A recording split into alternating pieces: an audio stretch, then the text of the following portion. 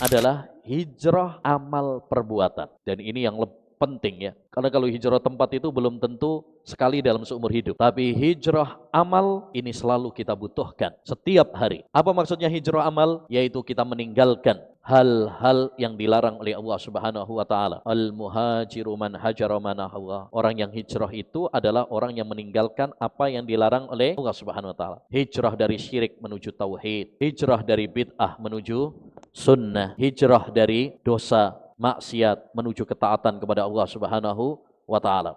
Sekarang banyak istilah hijrah dari riba, hijrah dari musik, hijrah dari rokok, kan? Gak apa-apa, itu hijrah dari hal-hal yang dilarang oleh Allah Subhanahu wa taala.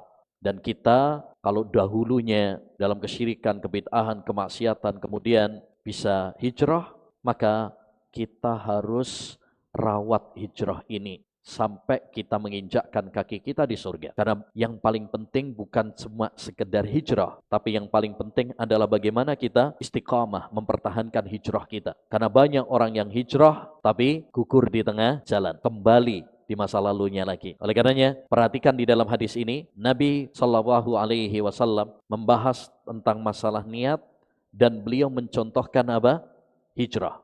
Itu artinya orang yang hijrah maka dia harus betul-betul menata niatnya. Banyak orang yang hijrah kemudian tumbang, gugur di tengah jalan karena rusaknya niat. Karena rusaknya niat. Oleh karenanya, orang yang hijrah harus betul-betul apa? Ikhlas.